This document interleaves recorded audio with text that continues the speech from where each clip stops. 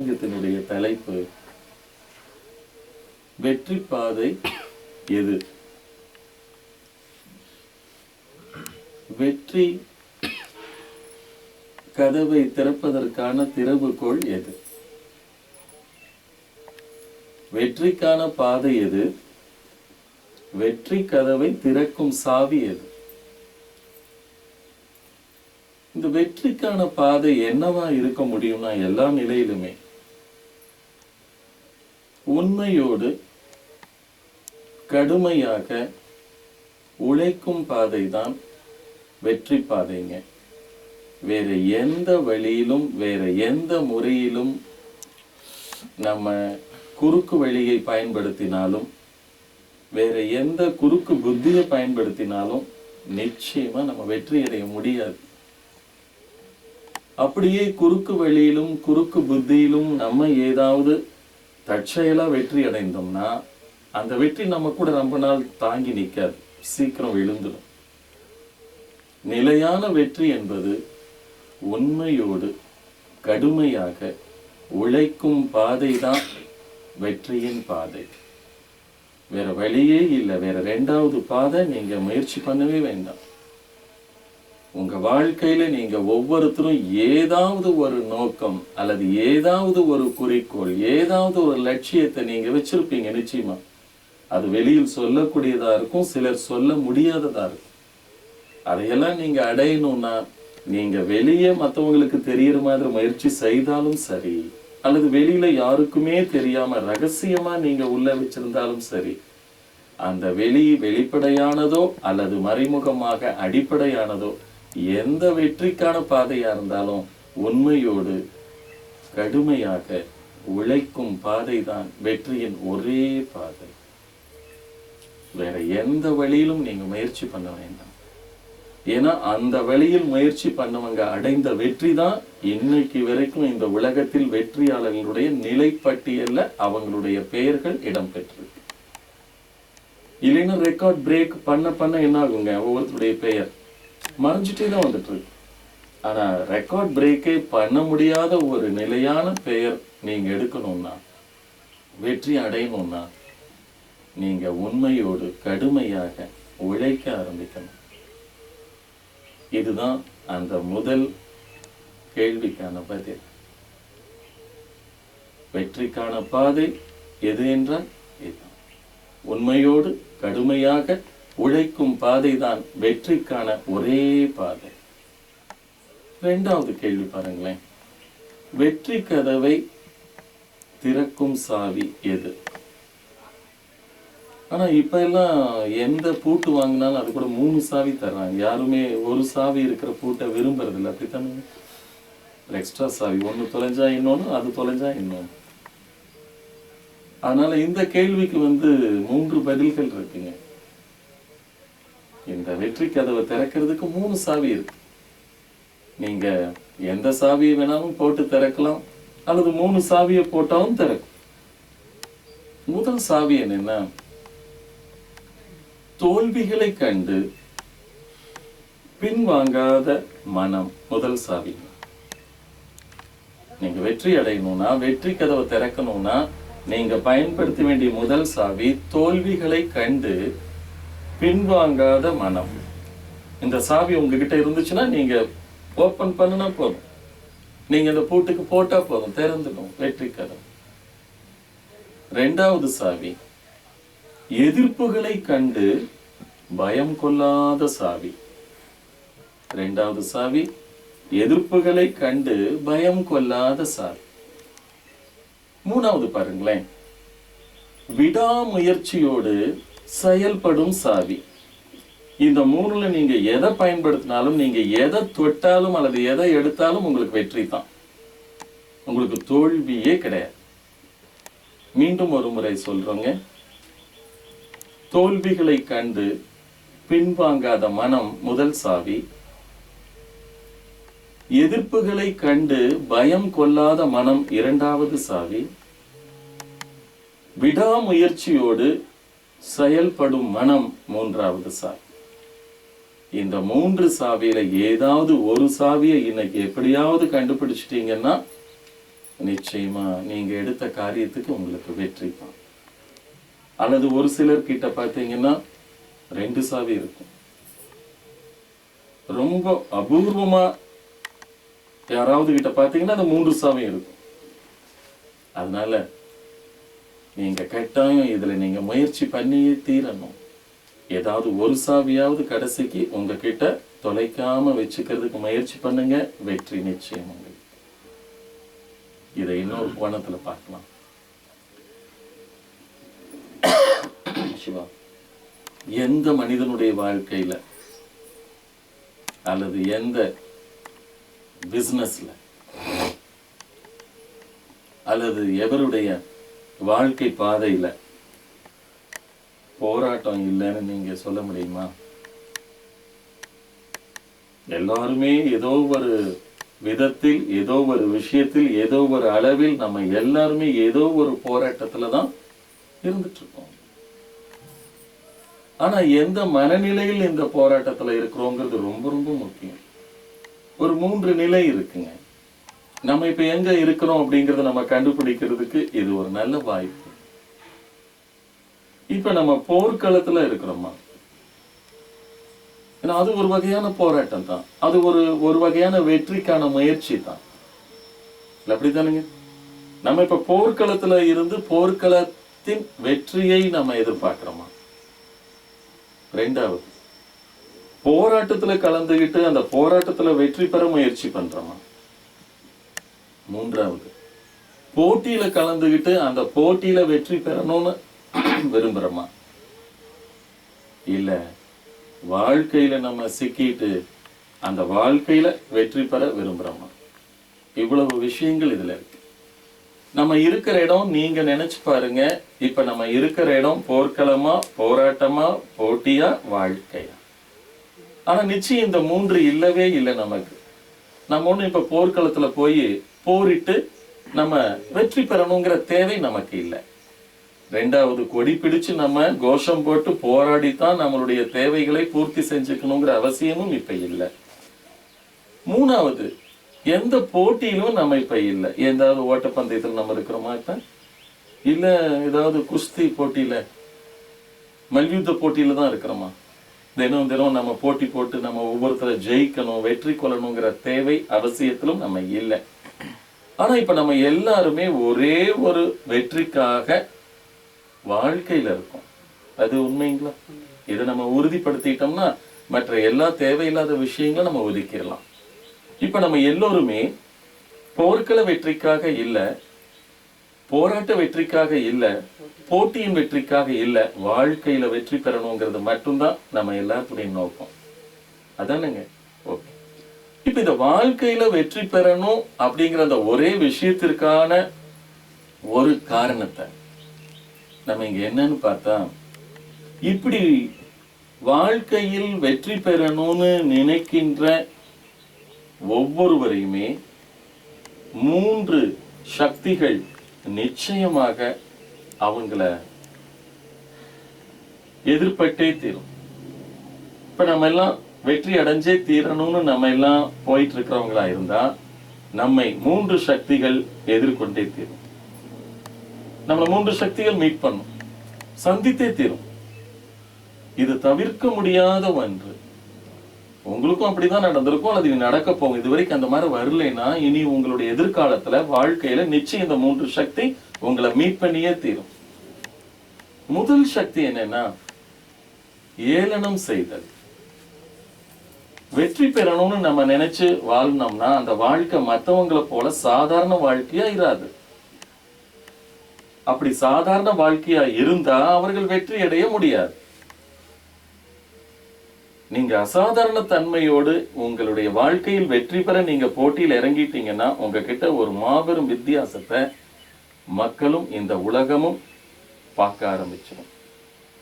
ஓ, இவங்க நிச்சயம் ஏதோ ஒரு நோக்கத்துக்காக வாழ்றாங்க, ஏதோ ஒன்றை அடையணும்னு இவங்க முயற்சி எடுத்துட்டு இருக்காங்க அப்படின்னு நம்மை கொஞ்சம் வித்தியாசமாக விழிகள் அகல பார்க்க ஆரம்பிச்சு. அப்ப நம்ம எல்லாருமே ஒரு வெற்றி அடையணும்னு வாழ்க்கையில இறங்கிட்டோம்னா நம்மள 3 சக்திகள் நம்மை எதிர்கொள்ளும். அந்த முதல் சக்தி ஏளனம் செய்தல்.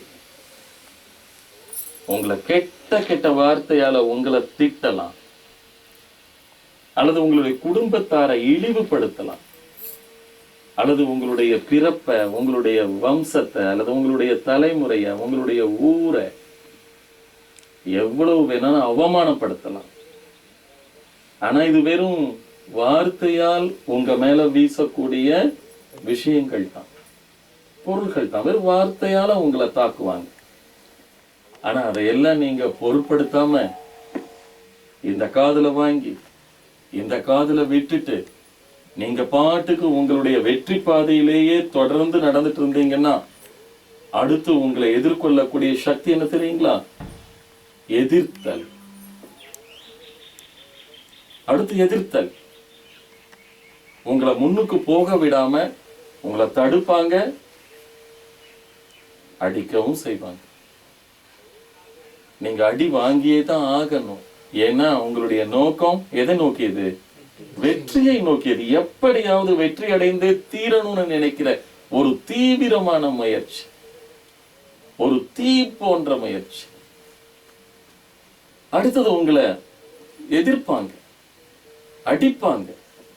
அப்பவும் அடித்தால் நீங்க கீழே விழுந்து எழுந்து உடனே தூசியை தட்டிட்டு, உங்களுக்கு ஏதாவது கையில வலி எடுக்குதுங்களா, உங்களுக்கு ஏதாவது கஷ்டமா இருக்குங்களா அப்படின்னு கேட்கக்கூடிய அளவுக்கு அந்த எதிர்ப்பை ஏற்றுக்கொள்ளக்கூடிய மனோபலம் அல்லது மனப்பக்குவம் இருந்தா அந்த சக்தி உங்களை விட்டுடும். நீங்க அதுல இருந்து மறுபடியும் ஜெயிச்சு நீங்க முன்னுக்கு போகலாம். அடுத்து 2 சக்தி தான் சொல்லியிருக்கோம். 3வது சக்தி ஒன்று உங்களை எதிர்கொள்ளும். அது என்ன சக்தி தெரியுங்களா? அதுதான் உங்களை ஏற்றுக்கொள்ளும் சக்தி. உங்களை ஏற்றுக்கொள்ளும் சக்தியை நீங்க 3வது தான் மீட் பண்ண முடியும், 3வது தான் சந்திக்க முடியும். அப்ப இந்த கடைசியா சந்திக்கக்கூடிய மனிதர்கள் அல்லது இந்த உலகம் அல்லது இந்த வாழ்க்கை உங்களை ஏற்றுக்கொள்ளணுங்கிற சக்தியை நீங்க சந்திக்கணும்னா அதுக்கு முதல்ல நீங்க 2 சக்தியை ஒவ்வொருத்தரும் கட்டாயம் சந்தித்தே ஆகணும், சமாளிச்சே தீரணும். அந்த 2 சக்தி எதுங்க? முதல் சக்தி ஏளனம், அதையும் நீங்க கடந்து போகணும். 2வது உங்களை எதிர்கொள்ளும் சக்தி எதிர்த்தல், அதையும் தாங்கிக் கொண்டு சகித்து கொண்டு கடந்து சென்றால் அடுத்தது 3வது கரம் உங்களை அணைக்கும், அது ஏற்றுக்கொள்ளும் சக்தி. இதை நீங்க கண்டிப்பா நீங்க வாழ்க்கையில இதற்கு முன்னால் நீங்க கொஞ்சம் கொஞ்சம் உணர்ந்திருக்கலாம், அல்லது உணராவிட்டாலும் பரவாயில்ல, உங்களுடைய நீண்ட வாழ்க்கையில நீங்க உணர போறீங்க. அதுக்கு உங்களை தயார்படுத்திக்கங்க. அப்படியே நம்ம சொன்ன மாதிரி எங்க எவருக்கு போராட்டம் இல்லை, போராடினவங்க எல்லாம் வெற்றி அடைஞ்சுதான் தீர்ந்திருக்காங்க. நம்ம ஒவ்வொருத்தரும் பிரசவம் ஆகிறதுக்கு முன்னால அம்மாவோட வயிற்றுல ஒரு போராட்டம் நடத்தணும். அந்த போராட்டத்துல நம்ம வெற்றி அடைஞ்சதுனாலதான் நம்ம பிறந்து மனுஷனா மாறணும். அந்த போராட்டத்தில் நம்ம தோத்திருந்தோம்னா என்ன ஆயிருப்போம்? இறந்து போயிருப்போம். இந்த பிறந்ததற்கான போராட்டத்தில் வெற்றி அடைந்தது இந்த பிறப்பு. அதுக்கப்புறம் விளையாடும் போது, அந்த குழந்தையா இருக்கும் போது போட்டிகளில் வெற்றி, படிக்கும் போது முதல் மார்க் வாங்கணும் அப்படிங்கிறதுல அந்த வெற்றி, அதுக்கப்புறம் வேலை தேடுறதுல எப்படியாவது நல்ல வேலை நம்ம தேடியே ஆகணும் அப்படிங்கிறதுல வெற்றி, அதுக்கப்புறம் சம்பாத்தியத்துல வெற்றி, குடும்பத்துல வெற்றி, அதுக்கப்புறம் இந்த உலக வாழ்க்கை எல்லாம் முடிச்சுட்டு கடைசியில ஒரு நிம்மதியான வெற்றி ஒண்ணு இருக்குங்க. அது என்ன வெற்றிங்க? மரணம், இறப்பு. உண்மையான வெற்றி அதுதான், ரொம்ப நிம்மதியான வெற்றி அதுதான். அதுக்கப்புறம் என்ன இல்லை, அதுக்கப்புறம் போட்டி இல்லை, மரணத்துக்கு அப்புறம் போராட்டம் இல்லை, மரணத்துக்கு அப்புறம் தோல்வியே இல்லைங்க. இறுதியான வெற்றி நமக்கு எல்லாத்துக்கும் மரணம். இப்படித்தான் ஒரு காலகட்டத்துல ஒரு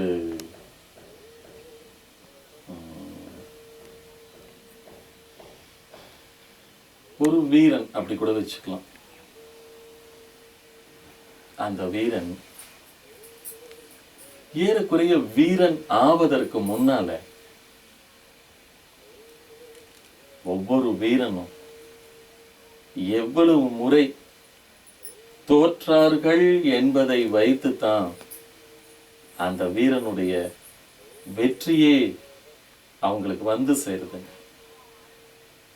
இப்ப வீரனுடைய வாழ்க்கையில் எடுத்துட்டா ஒரே ஒரு முறைதான் வீரனுக்கு சாவுங்க. வீரனுக்கு ஒரே ஒரு முறைதான் சாவு. ஆனால் கோழைகளுக்கு ஒவ்வொரு நாளும் அவங்க ஒவ்வொரு விஷயத்துக்கு செத்து செத்து பிழைக்கின்றார். இந்த வீரன் என்கின்ற விஷயத்திற்கு அவங்க பயன்படுத்துறது ஒன்றே ஒன்று தான். வெற்றி பெற்றே தீரணும் என்கின்ற அந்த விடாமுயற்சி தான். அந்த மன ஒருநிலைப்பாடு தான் அந்த வெற்றிக்கான மந்திரம். அந்த வெற்றிக்கான சூத்திரம் என்னன்னா மனம் ஒருநிலைப்படுதல் தான். அப்ப ஏன் நம்ம கிட்ட எல்லாம் மனம் இருக்கு, ஆனா என்ன இல்லை நம்ம கிட்ட? அந்த மனதை ஒருநிலைப்படுத்துகின்ற அந்த சூட்சுமம் தெரியல, அந்த சூத்திரம் என்னன்னு மட்டும் தெரியல. நம்ம எல்லாத்துக்கிட்டையும் மனம் இருக்கு. ஆனா இப்ப மனசுல என்னன்னா இந்த சமூகமும் நம்முடைய வாழ்க்கை தேவைகளும் அதற்கான தேடுதல்களும் நம்ம பல கூறுகளாக பிரிக்கப்பட்டதால நம்ம எல்லாம் ஒரு பையில் இருந்து அல்லது ஒரு மூட்டையில் இருந்து பிரித்து கொட்டப்பட்ட மாவு போல நம்ம ஆயிட்டோம். ஒரு பையில் இருந்தோம் மூட்டையில் இருந்தோம் மாவை, ஒரு கோதுமை மாவு வச்சுக்கோங்களேன். இப்ப கோதுமை மாவு நம்ம பிரிச்சு கொட்டினோம்னா அது மாவா தானே இருக்குங்க. மாவை கொட்டினோம்னா அது மாவா தான் இருக்கும். அதையெல்லாம் அல்லணும்னா நம்ம நிறைய நிறைய எடுத்து நிறைய நேரம் அதை அள்ளி போடணும். அதை அப்புறப்படுத்தணும்னா இப்ப கொட்டிருச்சு. மாவு பையோ அல்லது மாவு மூட்டையோ அல்லது மாவு பாக்கெட்டோ தரையில கொட்டிருச்சு.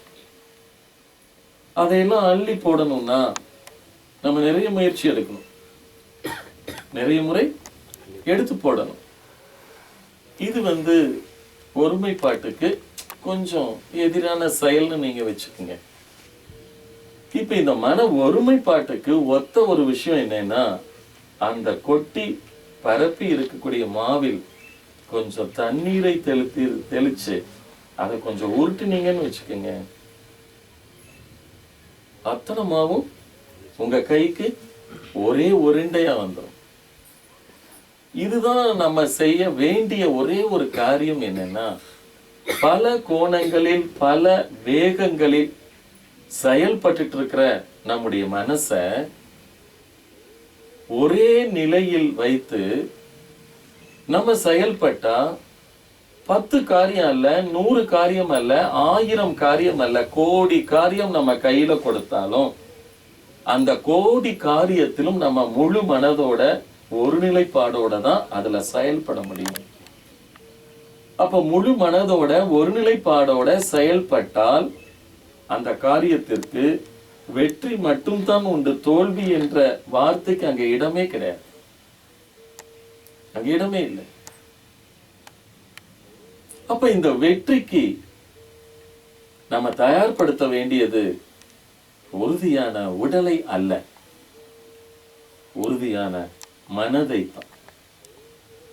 இத கூட மகாபாரதத்துல ஒரு சின்ன காட்சியில விளக்குறாங்க. பஞ்ச பாண்டவர்களுக்கு வில்வித்தை கத்துக் கொடுக்கிறதுக்காக ஒரு வகுப்பு துவக்கம். அப்ப ஒவ்வொருத்தரையா கூப்பிட்டு அங்க பார், உனக்கு அங்க என்ன தெரியுது அப்படின்னு துரோணாச்சாரியார் குரு கேட்கிறாரு. அப்ப வர்றவங்கன்னா அங்கயா அங்க ஒரு மரம் தெரியுது அப்படின்னாங்களாமா.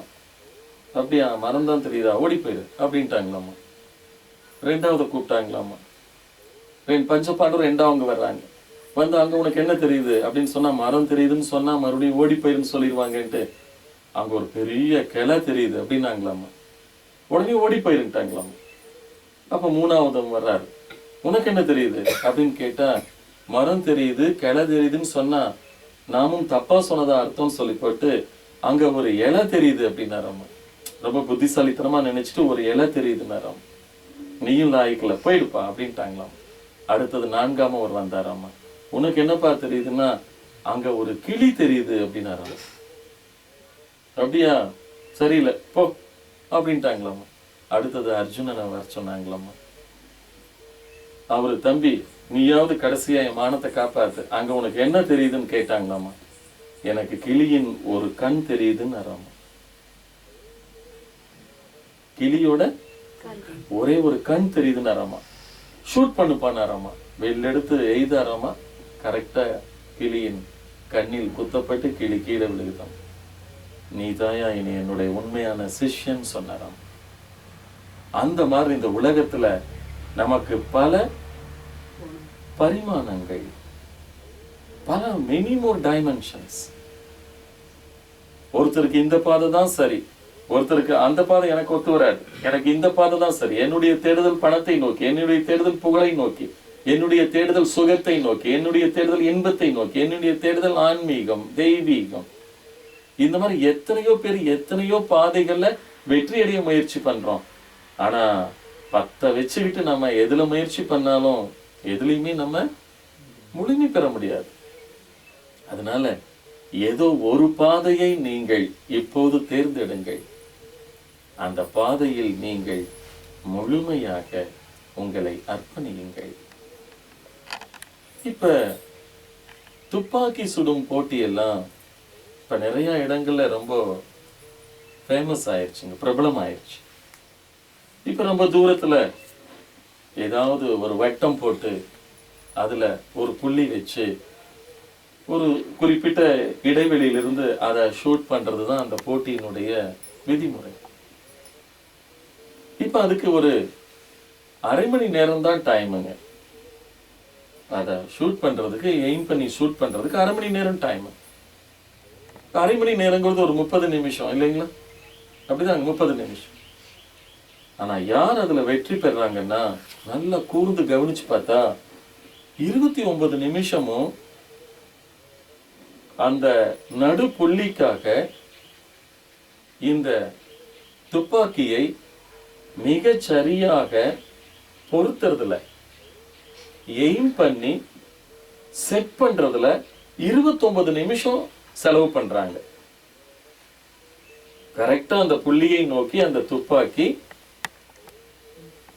இருப்பதற்காக 29 நிமிடங்கள் அந்த எய்மிங்காகவும் செட்டிங்காகவும் அந்த 29 நிமிஷத்தை எடுத்துக்கிறாங்க. அதுக்கப்புறம் மிச்சம் ஒரே ஒரு நிமிஷம் இருக்கு இல்லைங்களா? வெற்றியாளன் என்ன பண்றாங்கன்னா அந்த இடத்தை விட்டு வெளியில வந்துடுறாங்க.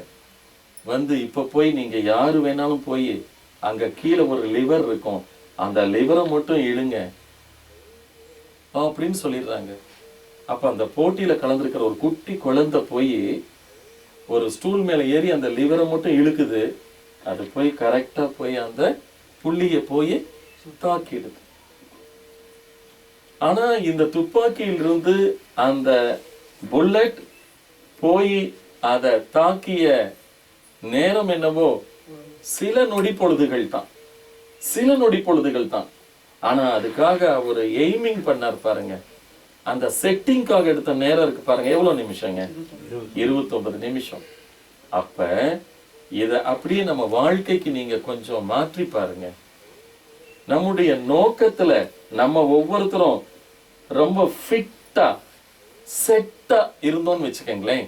இப்படி எய்மிங்லையும் செட்டிங்லையும் நம்ம கரெக்டா இருந்துட்டோம்னா நம்ம போய் அதை அடையக்கூடியது சில நொடி பொழுதுல அடைஞ்சிடலாமே. வெற்றி அடையிறது சில நொடி பொழுதுகள் தான். ஆனா அந்த வெற்றிக்கான நம்ம மனதை தயாரிக்கக்கூடிய நேரங்கள் அல்லது நாட்கள் அல்லது வருடங்கள் இருக்கே, அதெல்லாம் குறிப்பிட்டு சொல்லவே முடியாது. நீங்க எந்த அளவுக்கு உங்களை நீங்கள் தயார் செய்கின்றீர்களோ, உங்கள் மனதை நீங்கள் ஒருமுகப்படுத்துகின்றீர்களோ, அந்த அளவுக்கு வெற்றியை நோக்கி நீங்கள் நெருங்குகின்றீர்கள் அல்லது வெற்றி உங்களை நோக்கி வெகு வேகமாக நெருங்கி வருகின்றது என்ற அர்த்தம். எனவே நீங்கள் ஒவ்வொருவரும் வாழ்க்கையில் நினைத்ததை சாதிக்க வேண்டும். நீங்கள் ஒவ்வொருவரும் உங்கள் சாதனையில் வெற்றி அடைந்தே தீர வேண்டும். அதற்காக நீங்கள் ஒவ்வொருவரும் உண்மையோடு கடுமையாக உழைக்க ஆரம்பியுங்கள். அதுவே வெற்றியின் பாதை. வெற்றி கதவை திறக்கும் சாவிகள் 3. தோல்விகளை கண்டு பின்வாங்காத மனம், எதிர்ப்புகளை கண்டு பயம் கொள்ளாத மனம், அடுத்ததாக விடாமுயற்சியோடு செயல்படும் மனம். இந்த 3 சாவிகளும் உங்கள் கையில் இருந்தால் வெற்றி உங்களுக்கு. சிவோம் சிவோம் சம்போ சம்போ. சாந்தி சாந்தி பவது, சாந்தி சாந்தி பவது. சர்வம் சாந்தி பவது, சர்வம் சாந்தி. மிக்க நன்றி, மிக்க மகிழ்ச்சி, மிக்க மகிழ்ச்சி. வேறு யாராவது